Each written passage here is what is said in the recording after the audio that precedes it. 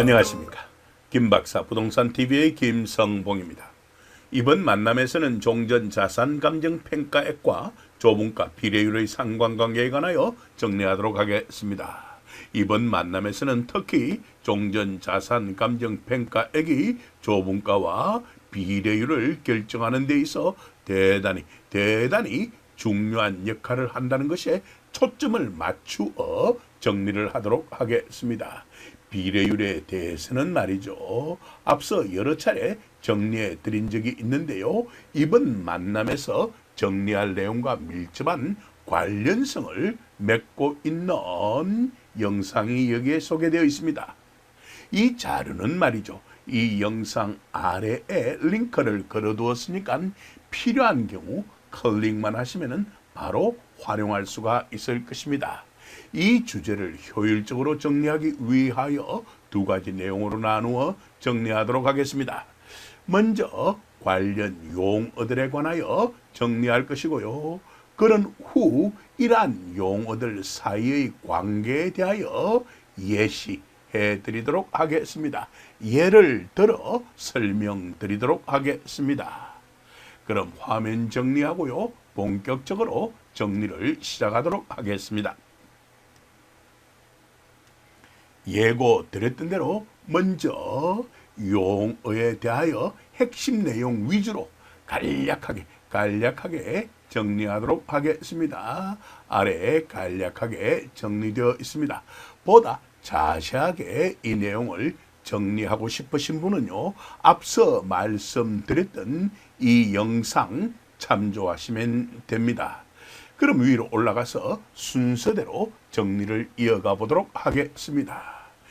비례율이라는 용어는 말이죠, 재개발사업, 재건축사업 등의 정비사업 현장에서 가장 흔히 들을 수 있는 용어들 중 하나입니다. 처음 들으시는 분들에게는 생소하게 들릴지 모르겠습니다만 걱정할 이유 없습니다. 핵심 내용을 파악할 수 있도록 제가 도와드릴 테니까 말입니다. 비례율이라는 것은 개발 이익률 혹은 개발 수익률이라고도 불립니다. 재개발사업, 재건축사업 등의 개발 사업을 하면서 벌어들이는 것의 비율을 의미하는 것입니다. 핵심 내용 파악되기 시작하죠. 이러한 비율이라는 것은 말입니다, 당연히 분자와 분모로 구성될 것이고요. 이러한 분자, 분모로 표시되는 분수는 나눗셈으로 표시할 수 있다는 것 또한 잘 알고 계실 것으로 믿습니다. 이러한 개발 이익률, 개발 수익률을 구하는 데 있어 분자 자리는 당연히 이익 또는 수익이 차지하게 될 것입니다. 여기까지도 핵심적인 내용 파악하였을 것으로 믿습니다. 그리고 그 분모 자리에는요, 들어간 돈, 그걸 출자금이라고 그러죠. 혹은 투자 원가라고 부르기도 하는 것입니다. 재개발사업, 재건축사업의 경우 출자금, 즉 투자 원가로서 최초로 들어가는 돈은 바로 분양신청조합원의 종전자산감정평가액이라는 거 잘 알고 계실 것으로 믿습니다. 분양신청조합원의 종전자산감정평가액, 줄여서 종전자산감정평가액, 더 줄여서 감정평가액, 더 줄여서 감평액이라고 불리기도 하는 것입니다. 여기까지도 핵심적인 내용 파악하였을 것으로 믿습니다. 더 쉽게 말씀드리자면요, 철거되기 전부터 있었던 조합원이 원래 가지고 있었던 바로 그 자산들에 대한 감정평가액을 의미하는 것입니다. 이쯤 해두죠. 그리고요, 이익, 수익이라는 것은 말입니다, 들어온 돈, 총수입이죠. 빼기 나간 돈, 총사업비, 총지출이라고도 부를 수 있는 것이죠. 의 결과값이라는 거 잘 알고 계실 것으로 믿습니다. 어때요? 순식간에 비례율 산식의 핵심 내용이 파악되었을 것으로 저는 믿습니다. 이렇게 구한 비례율과 그리고 자신의 간평액을 곱하여 구한 결과값이 자기가 권리로 행사할 수 있는 가치 권리가라고 부르게 되는 것이죠. 권리로 행사할 수 있는 가치라는 것은요, 원래 자신의 재산에 혹은 자산에 대한 감정평가액 더하기 개발로 인해 벌어들이는 이익률, 수익률을, 즉 그걸 비례율이라고 그러죠. 곱한 결과값이라고 할 수가 있을 것입니다. 어때요? 핵심 내용들 파악되었죠? 그럼 되었습니다. 화면 정리하고요. 다시 처음으로 되돌아가서 일부 내용에 대해서 부연 설명해 드리도록 하겠습니다.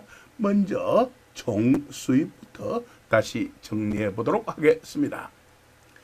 재개발 사업, 재건축 사업의 경우 총 수입은 크게 세 가지로 구성됩니다.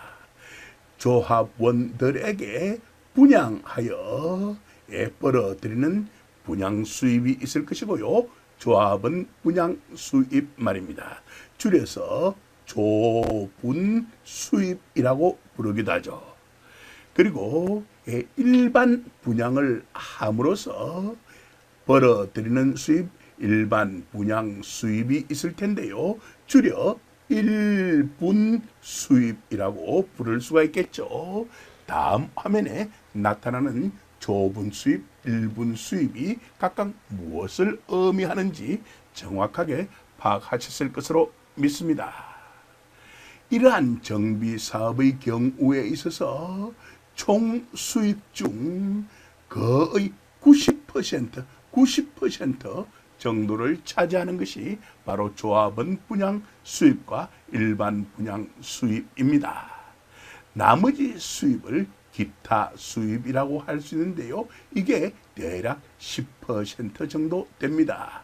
이에 대하여서는 다음 화면에서 간단하게 정리해 두었으니까 걱정할 이유는 없을 것 같습니다.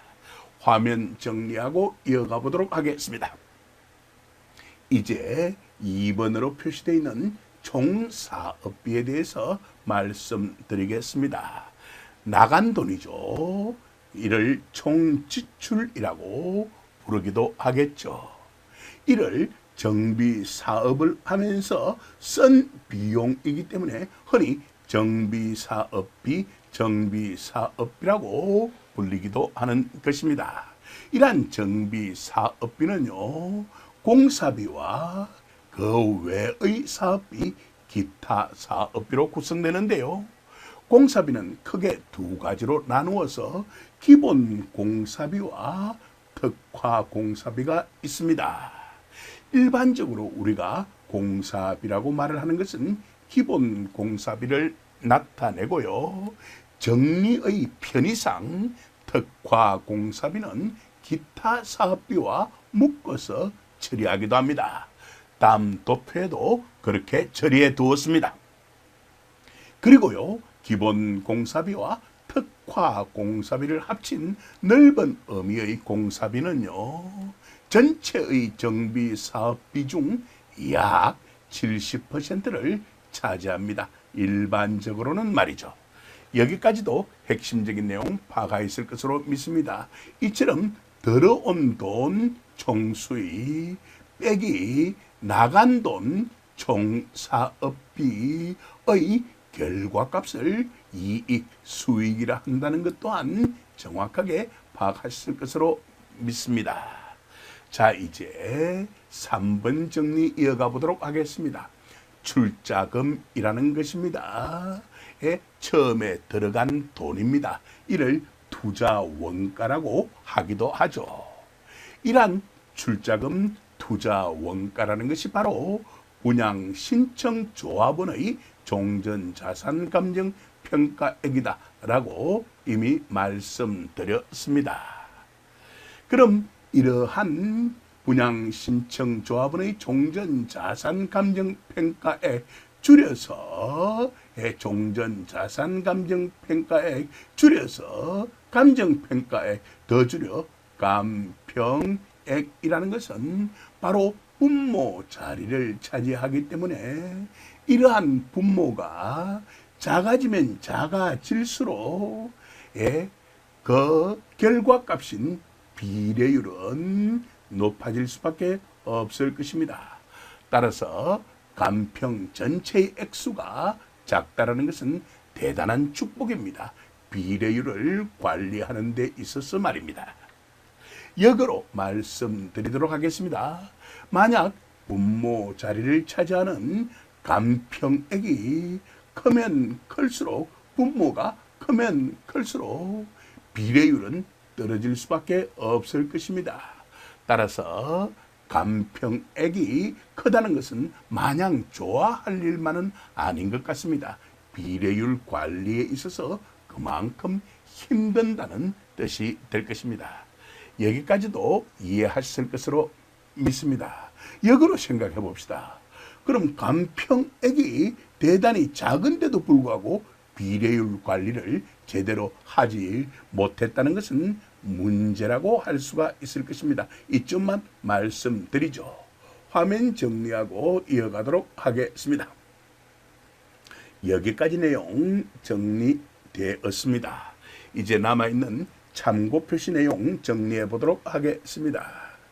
결국 종전자산감정평가를 할 때요, 그 기준일이 있을 것입니다. 종전자산감정평가 기준일 말입니다. 이건 바로 사업시행계획인가 고시일입니다. 사업시행계획인가 고시일입니다. 보다 더 구체적으로 말씀드려보자면 말입니다. 다른 조건이 같은 경우에 있어서 2020년 감정평가액에 비해 2021년과 2022년의 감정평가액은 상당히 높습니다. 왜냐하면 말이죠, 여러분들 잘 알고 계시는 것처럼 2021년과 2022년은 부동산 가격의 급등기입니다. 따라서 30% 내외가 상승되었다라고 할 수가 있을 것입니다. 그럼 같은 조건이라면은 말입니다, 사업시행계획인가 고시일이 빠른 경우, 즉 2020년 이전인 경우에 있어서 이러한 감정평가액은 낮게 나왔을 것이고요. 그리고 2021년, 2022년 이후 사업시행계획인가 고시가 이루어진 조합의 경우에 있어서는 감정평가액이 상대적으로 더 높게, 경우에 따라서 30% 내외 더 높게 나왔을 수도 있을 것입니다. 이런 것도 상식으로 알아두어 나쁠 건 없을 것 같습니다. 여기까지도 핵심적인 내용 파가 있을 것으로 믿습니다. 조금 더 자세하게 알고 싶으신 분들은 잠시만 기다려 주시면 됩니다. 다음 화면으로 넘어가서 예를 들어 제가 설명드릴 테니까 말입니다. 화면 정리하고 이어가 보도록 하겠습니다. 자, 자신의 원리가를 결정하는 데 있어서 비례율은 대단히 중요한 역할을 합니다. 따라서 비례율의 효율적인 관리는 필수적이다라고 할 수가 있는 것입니다. 조합집행부에서도 잘 알고 있을 겁니다. 그 어떤 조합의 조합집행부라고 할지라도 말입니다. 하지만 어차피 사람이 하는 일이다 보니까 약간의 문제가 있을 수도 있을 겁니다. 따라서 조합집행부와 조합원 사이의 건강한, 중요한 것은 건강한이죠, 견제와 협력이 필수적이다라고 할 수가 있을 것입니다. 무조건적인 비난과 비방은 정말로 좋지 않습니다. 필요할 경우에 서로 협력을 하고요.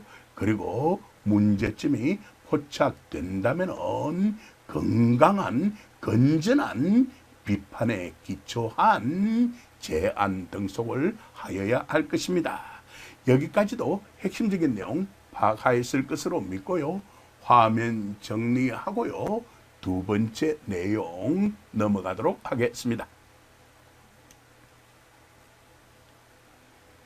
예고 드렸던 대로 두 번째 내용, 방금 전에 보았던 그 용어들 사이의 관계에 대해서 예시해 보도록 하겠습니다. 자, 아래 제시되어 있는 도표는 말입니다. 종전자산감정평가액, 줄여 감평액이라고 불리는 것 말입니다. 출자금이라고도 불리는 것 말입니다.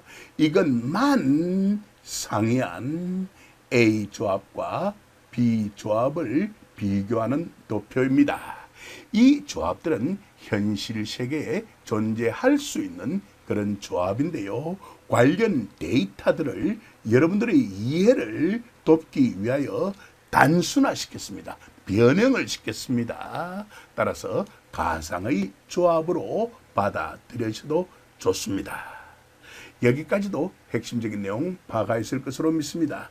이러한 감평액 출자금은 비례율을 산출할 때 분모 자리를 차지한다라고 말씀드렸고요. 그럼 출자금이 상이하다는 것은 비례율이 서로 다른 결과로 나타나게 될 것입니다. 이러한 것을 제외한 다른 모든 요소가 동일한 경우라고 할지라도 말입니다.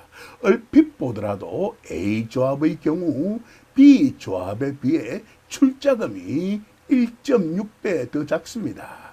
역으로 B조합은 A조합에 비해 출자금이 1.6배 더 큽니다. 따라서 각각의 비례율은 엄청난 차이를 보이더라는 겁니다.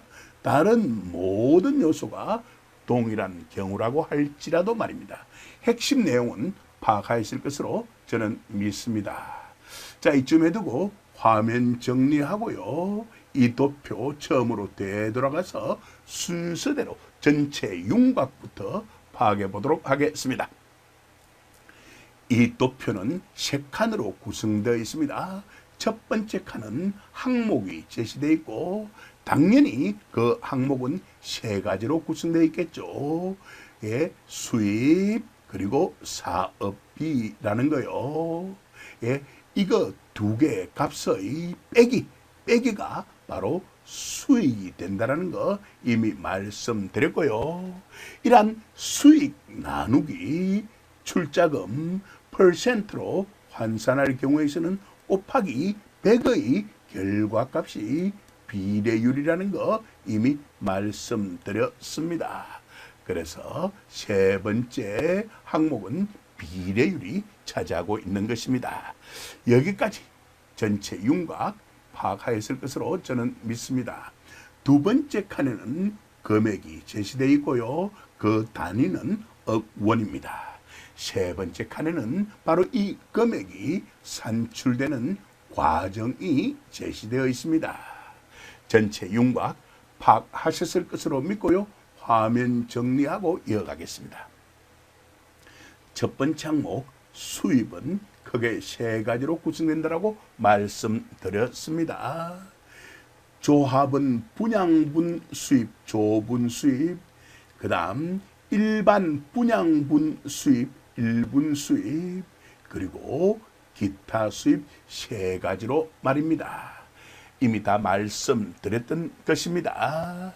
그리고 그 아래에는 이러한 조분 수입, 일분 수입, 기타 수입을 합친 소개가 제시되어 있습니다. 자, 그 다음 조분 수입 조금 더 설명해 드리도록 하겠습니다. 조분 수입은요, 평당 조합원 분양가 곱하기 조분 면적의 결과값이라고 할 수가 있을 것입니다. 이 두 개 조합 모두 다 평당 조합원 분양가가 1,400만 원인 경우에 그 단위를 억원으로 표시할 경우에서는 0.14억 원이 되겠죠. 평당 말입니다. 어때요? 여기까지도 핵심적인 내용 파가 있을 것으로 믿습니다. 그리고 그 면적은 두 개 조합 모두 35,700평이라고 하였을 때 1,400만 곱하기 35,700평의 결과값이 조분 수입이 될 겁니다. 바로 5천억 원이 되더라는 겁니다. 여기까지도 이해하셨을 것으로 믿습니다. 그 다음 1분 수입은요, 당연히 평당 1분가, 즉 일반 분양가가 되겠죠. 평당 1분가 곱하기 1분 면적의 결과값이라고 할 수가 있을 것입니다. 이 두 개 조합 공이 평당 일반 분양가가 2,500만 원, 그리고 1분 면적이 44,000평인 경우 1분 수입은 1조 1천억 원으로서 산출되어 나타날 것입니다. 그리고 이 두 개 조합의 경우 기타 수입은 900억 원인 것으로 가정하였을 때 5천억 원, 1조 1천억 원, 900억 원 이 세 가지를 더한 결과값이 총 수입으로서 소개로 잡혀 있는 것입니다. 바로 1조 6,900억 원 말입니다. 어때요? 추가적인 설명이 필요 없을 정도 맞죠? 그럼 되었습니다. 화면 정리하고 이어갈게요. 그 다음 사업비는 크게 두 가지로 구성되죠. 공사비와 기타로서요. 그리고 공사비는 기본 공사비와 특화 공사비로 구성되는데요. 이미 예고해 드렸던 대로 여기에 제시되어 있는 공사비는 기본 공사비이고 편의상 특화 공사비는 기타 사업비와 합쳐 계산을 해 두었습니다. 이미 말씀드렸던 내용입니다.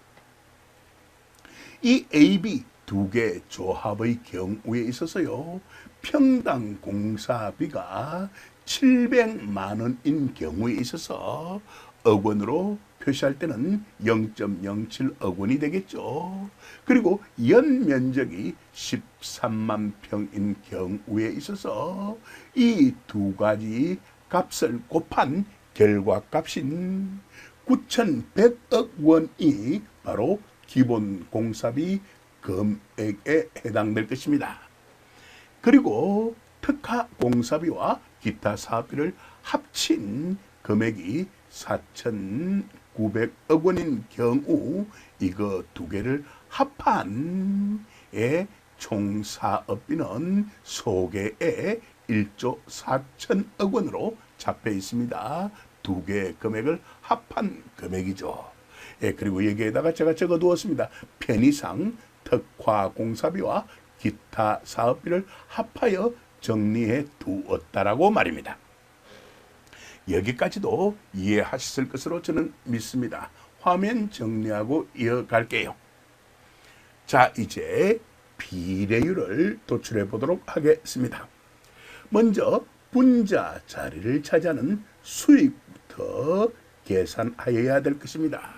수익이라는 것은 총 수입 빼기 총 지출의 결과값, 총 수입 빼기 총 지출의 결과값, 어때요? 바로바로 파악되고 있죠. 그게 바로 2,900억 원으로 나타나더라는 겁니다. A 조합도 B 조합도 말입니다. 바로 이제 비례율을 산출해내기 위한 분자 자리는 메워 넣었습니다. 여기까지도 이해하셨을 것으로 믿습니다. 이제 분모 자리를 차지할 출자금 간평액을 계산하면 될 것입니다. A 조합의 경우에 있어서요, 평당 간평액이 500만 원, 그럼 0.05억 원으로 표시되겠죠. 반면에 B 조합의 경우에 있어서는요, 평당 간평액이 A 조합에 비해 1.6배로 나오더라는 겁니다. 비례율 맞추기가 상당히 어렵게 되겠죠. 그렇다면 500만 원 곱하기 1.6의 결과값 평당 800만 원이 될 것입니다. 그리고 A, B 조합 모두 다 구역 면적이 4만 평인 경우 화면 정리하고 이어갈게요. 화면 정리하고 이어갈게요. 됐죠? 이 각각의 값을 곱한 결과값이 바로 간평총액에 해당될 것입니다. 그리고 옆에 참고 표시 제시되어 있습니다. A 조합의 경우 평당 간평액이 낮은 결정적인 이유는요, 이 조합의 경우 사시인가 고시가 2020년 12월, B 조합의 경우 A 조합보다도 평당 간평액이 높은 이유는 이 조합의 경우 사시인가 고시가 2021년 12월에 나왔을 뿐만이 아니라 입지 등의 기타 요인의 경우를 감안했을 때 자연스럽게 A 조합의 평당 간평액보다 더 높게 나오더라는 겁니다. 약 1.6배 정도 말입니다. 여기까지도 이해하셨을 것으로 믿습니다. 그 결과 A 조합의 경우 출자금 간평액은 2천억 원, B 조합의 경우 출자금 간평액은 3,200억 원으로 나오더라는 겁니다. 수익, 즉 이익은 2,900억 원으로 동일함에도 불구하고요.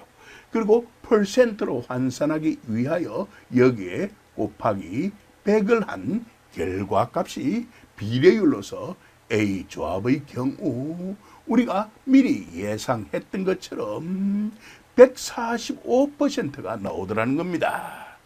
반면에 분모 자리가 큰, 즉 출자금이 상당히 큰 B 조합의 경우에서는 비례율이 100%도 나오지 않더라는 겁니다. 다른 조건이 다 같은데도 불구하고요. 90.6%가 나오더라는 것입니다. 여기까지도 이해하셨을 것으로 저는 믿습니다. 화면 정리하고 이어가 보도록 하겠습니다. 지금 우리가 최종적으로 집중하여서 정리하여야 할 부분이 바로 여기에 제시되어 있는 녹색으로 배경색이 들어가 있는 부분들입니다. 자, 확인해 보도록 하겠습니다. 이 두 개의 조합의 경우에 있어서 비례율을 약 100%로 맞추기 위해서요. 다른 것은 이미 결정되어 변경이 불가능한 상태라고 가정해 봅시다. 다른 요소들은 이미 결정되어 변경이 불가능한 상태라고 가정해 봅시다. 그렇다면 오로지 변경 가능한 것은 좁은 수입밖에 없다라고 할 수가 있을 것입니다. 이러한 좁은 수입도요, 좁은 면적을 변화시킬 수는 없습니다. 이미 고정이 되어 있으니까 결국 좁은가를 변경시킴으로써 비례율을 맞출 수밖에 없다는 것입니다.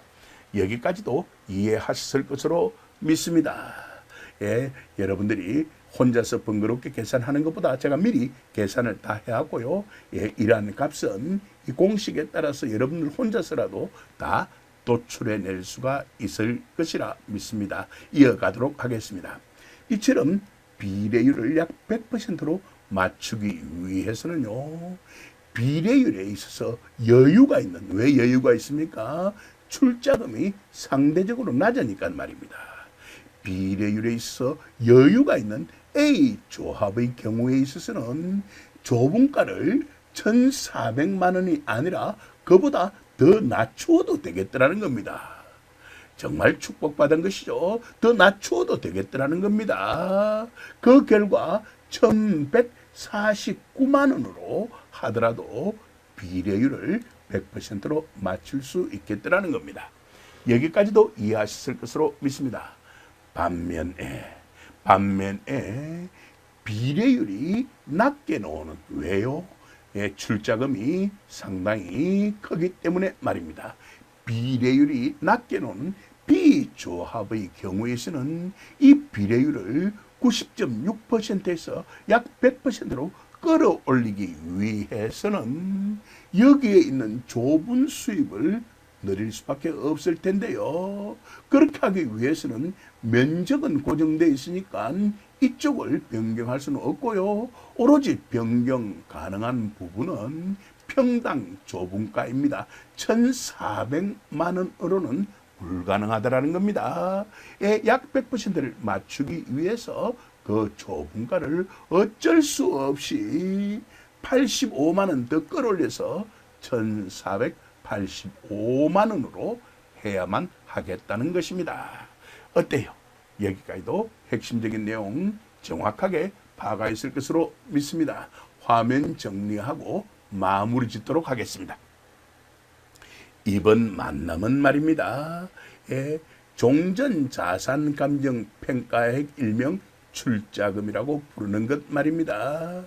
이것이 비례율과 그리고 조합원 분양가에 결정적인 영향을 미친다라는 것, 이 예시를 통하여 정확하게 파악하셨을 것으로 믿습니다.